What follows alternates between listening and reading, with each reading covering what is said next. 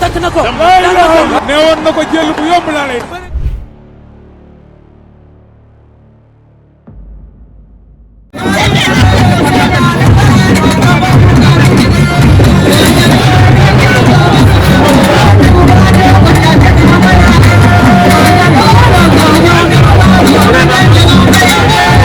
C'est bon,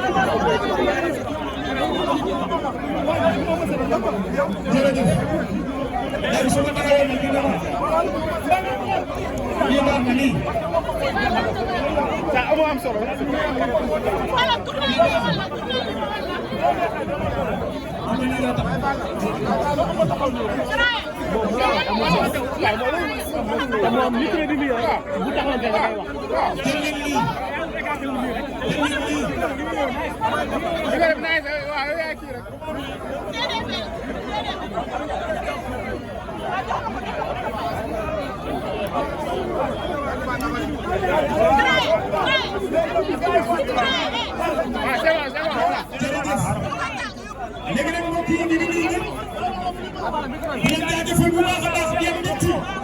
ak contentement bu mag mbokk yi teew fii ci biir Pikine mbokk yi ñu jëm ci bis bu mag ñu gisul le 19 avril mbokk yi ñëw ak ci Gaston Production di jëm bi Eumeu Sène ak Ada Fass bis boo xamante ni bis bu mag la ku ne xam ne face to face bi jàll na ca Paris la woon Ada Fass nee na xale la dafa nekk ci yoon te amul benn mag bu ko mën a téye mbokk yi balaa ñuy dem ci question yi ñu bàyyi Eumeu Sène mu nuyu ak ñi ñuy seetaan.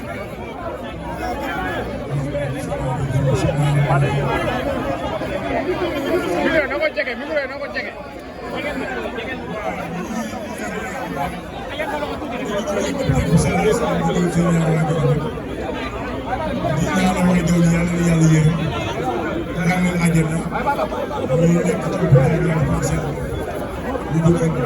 ñu nekk ci kaso ba tamit ñu génne leen tey bañ fa dellu ñu nuyu journaliste yëpp ñu nuyu tamit aussi waa Pikine yëpp ñu ko teew rek ñu lay jox sa ñu nuyu classé ko ci point bi gis naa fi presse gis naa fi Sonko gis naa fi Jatli mooy waral que ñu fi mais nag sama doom Pogala tamit aussi ñu ngi fi waaye ñoom Batista ñoom Zoro seen junior tamit ñu ngi fi waaw ñu lim rek da ngay juum maa ngi nuyu ñëpp rek booy ñaar tamit aussi. jërëjëf Eumeu Sène ku la xam ne yàgg daan may xale science sa combat ak Sa Thiès fi la ñu fekk sa combat.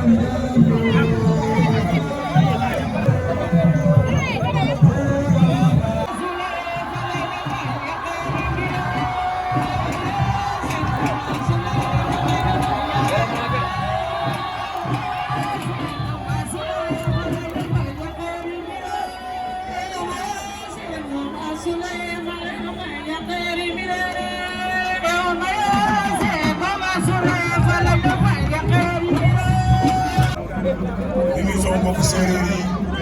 non bañ nga ma lépp na. di nuyu bi ñu ñëpp yoo xam ne balaa ñu